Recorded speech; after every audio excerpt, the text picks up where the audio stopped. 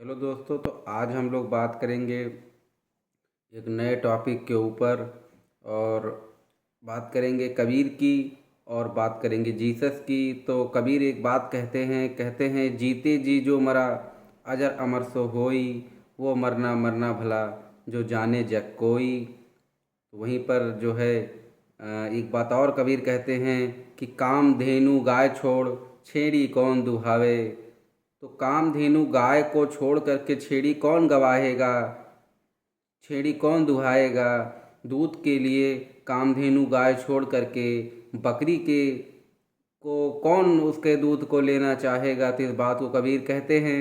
और पहली बात तो उन्होंने कही कि जीते जी जो मरा अजर अमर सो होई, वो मरना मरना भला जो जाने जग कोई। फिर तीसरी नंबर पर बात आती है, जीसस कहते हैं कि वो मर करके भी जी उठेगा।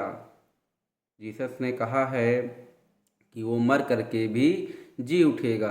यानी कबीर और जीसस की बातें, जीते जी जो मरा अजर अमर सो होई, जी मर करके भी वो जी उठेगा, ये दोनों बात कहीं ना कहीं एक ही बात है। और अलग अलग लोगों के द्वारा, अलग अलग महापुरुषों के द्वारा ये दोनों बात आपके सामने रखी गई। तो आज हम लोग इसको विस्तार से जानेंगे कि कबीर क्या कहना चाहते हैं और जीसस क्या कहना चाहते हैं, ये किस तरफ संकेत दे रहे हैं। तो पहला कबीर जो कहते हैं जीते जी जो मरा अजर अमर सो होई। तो जीते जी कैसे मरा जा सकता है और क्या जीते जी मरने पर आदमी अमर हो सकता है। तो ऐसी धारणाएं, बहुत सारी चीज़ें आपने देखी होंगी कि जीते जी मरने का मतलब क्या है। मरने का मतलब है कि जैसे आप हैं और आपका मन है, मन के और विचारों के सामंजस्य से शरीर जब चलता है तो वो चल रहा है। तो जब मन जैसे मान लीजिए कि आप खाना खाने गए, तो आपने खाना खाया और मन आपका जो है उसी खाने में स्वाद लेने लगा।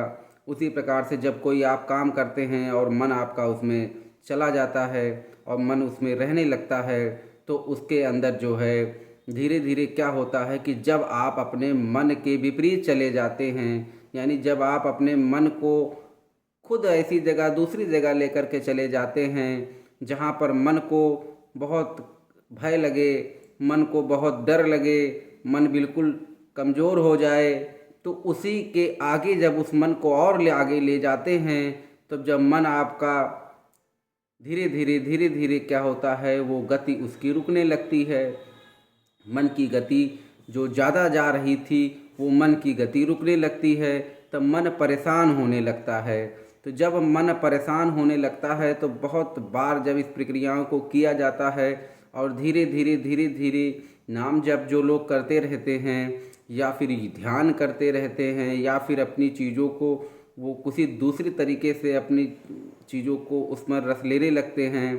तो जो चीज़ें प्राकृतिक हैं, जैसे पेड़ की पूजा हो गई या फिर सेवा हो गई, हर वो काम जिससे कि आपका मन निर्मल होने लगे, तो मन धीरे धीरे मरने लगता है। तो उसी को जब चला जाता है, तब वहाँ पर डिकम्पोजिशन होता है मन का और रिफॉर्मेशन भी होता है मन का। तो फिर वो मन जो है दूसरी तरीके से बनने लगता है। और जब वो मन जाता है, तो जब ये मन रुकता है, तो वहाँ से ऊर्जा पैदा होने लगती है।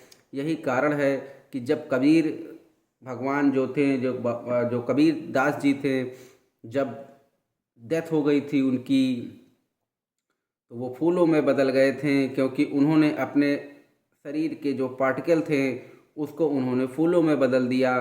तो यानी वो मर के भी वो अपनी चीज़ों को बदल सकते थे, क्योंकि उन्होंने मन के उस आयाम को छू लिया था जहाँ से चमत्कार, जिसे आप सिद्धि कहते हैं, जिसे आप चमत्कार कहते हैं या कुछ भी कहें, तो उन्होंने मन को उस स्तर तक ले गए थे जिससे कि मन की ऊर्जा जो है बदल गई थी उनकी अलग अलग चीज़ों में, और वो कई चीज़ों को करने में सक्षम थे। उनके कई सारे चमत्कार आपने सुने होंगे। उसके कारण थे कि वो उनका जो मन था वो भौतिक जगत से हट गया था, और वो मन जो है उनका, उनके जो गुरु थे उनके कारण, वो जो गुरु जी उनके आधार थे, उनके कारण जो वो नाम जप करते थे, तो मन उस नाम जप में रमता चला गया और उस नाम जप के रमने से मन रुक गया।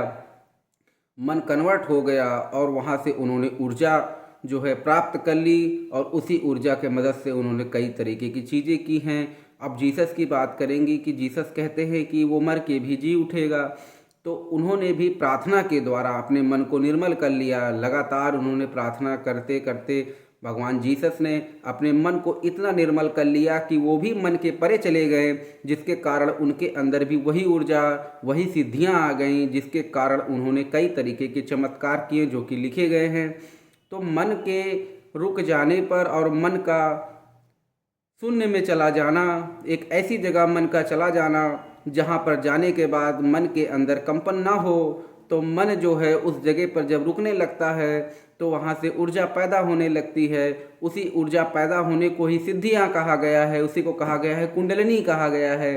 वो सारी तरीके की चीज़ें कही गई हैं। जिस प्रकार से मोबाइल से इलेक्ट्रोमैग्नेटिक वेव चल करके दूसरी जगह पर पहुंच जाता है और आप उससे बातें कर लेते हैं, उसी प्रकार से जो ये मन है ये उससे भी तेज चलता है और ये भी कई तरीके की चीज़ों को कर सकता है। उसे ही दिव्य दृष्टि कही गई, उसे ही हमारे वेदों में भी लिखा गया और लगभग हर ग्रंथ में भी कुछ ना कुछ चीज़ें कही गई हैं। चाहे जीसस हों, चाहे नानक हों, चाहे तुलसीदास हों, चाहे कबीरदास हों और चाहे कोई भी महापुरुष हो, तो जिसकी भी, चाहे नागार्जुन हो, चाहे आर्यभट्ट हो, चाहे निकोला टेस्ला हो, चाहे कोई भी हो, चाहे जो इस तरीके की चीज़ों को, चाहे सुकरात हो, चाहे प्लूटो हो, जितने भी महापुरुष बने हैं उन्होंने खोज जितनी भी की हैं वो केवल भीतर की तरफ ही खोज करके उन्होंने उन चीज़ों को पाया है। बाहर की तरफ खोज करके कभी किसी ने इस तरीके के ज्ञान को, अलौकिक ज्ञान को नहीं हासिल किया है अभी तक और न कभी आगे कर पाएगा। भौतिक बाहर से भीतर की तरफ ही जाना होगा, चाहे पेड़ के थ्रू जाएं, चाहे भगवान के थ्रू जाएं, चाहे प्रार्थना के थ्रू जाएं, सारी चीज़ें हैं किसी भी तरीके से भीतर की तरफ मुड़ जाने की, जिसके कारण जो मन आपका है वो सबसे ज़्यादा ऊर्जा खर्च करता है अलग अलग कामों को करने के लिए। और जब यही मन की ऊर्जा रुक जाती है तो शरीर के अंदर बल पैदा होने लगता है और शरीर के मन जो है, मन शक्तिशाली होने लगता है। जब मन पर बहुत ज़्यादा काम किया जाएगा तो यही मन दिव्य मनस में बदल जाता है कि जो आपकी इमेजिनरी कल्पनाएं हैं उसको वास्तविक कर देता है।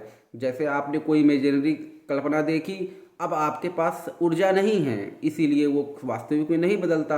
जब आपके पास ऊर्जा होगी तो वही मन उन चीज़ों को काल्पनिक से वास्तविक में बदल देगा। तो इसी के पीछे जो है बहुत सारे लोग हैं, बहुत सारी लोगों ने इस पर काम किया है, चाहे पतंजलि हों, चाहे बुद्ध हों और चाहे इस समय भी बहुत सारे लोग ऐसा कर रहे हैं।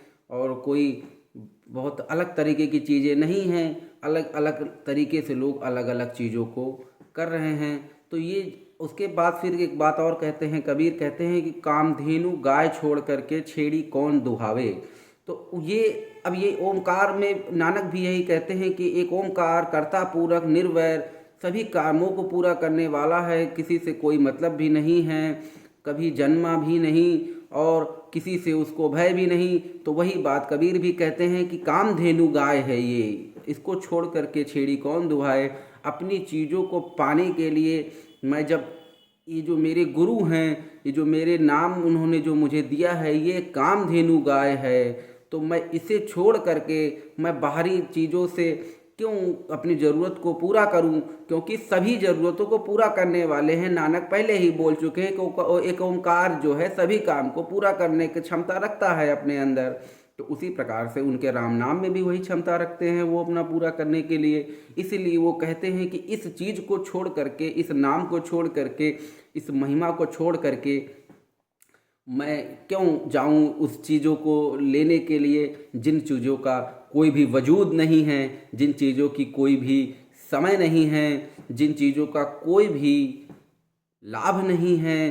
तो मैं ऐसी चीज़ों पर क्यों जाऊं जो जीते जी ही केवल काम आए और वो मरना मरना भला हो ना हो जाए कि जिससे कि कभी न मरना हो जाए। तो इसी प्रकार से कबीर और जीसस एक ही बात करते हैं और एक ही ज्ञान को जानने वाले हैं और एक ही चीज़ को करने वाले हैं। बस खाली अंतर इतना है कि ये क्रिश्चियन धर्म में लोग जीसस को मानते हैं और कबीर तो वामपंथी हैं, कबीर तो सभी लोग उनको मानते हैं, उनके ज्ञान के सामने सभी लोग झुकते हैं। उसका कारण है कि कबीर कहते हैं कि मसी कागद छुयो नहीं, कलम गई नहीं हाथ। तो जिसने कागद ना छुआ हो, जिसने कलम ना चलाई हो, उसने इतना बड़ा बात कहाँ से लेकर के आए हैं। तो वो जहाँ से बात लेकर के आए हैं, बस वही उनके जो है ज्ञान का वो प्रकाश दिखाता है, वही उनकी सिद्धियों को दिखाता है, वही उनकी मन की ऊर्जा को दिखाता है।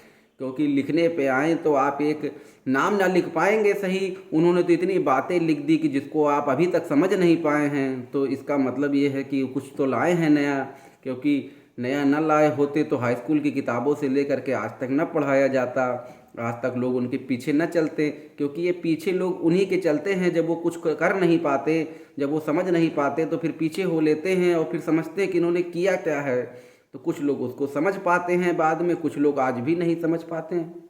तो सबका अपना अपना सिस्टम है। तो कबीर दास का ये रहा।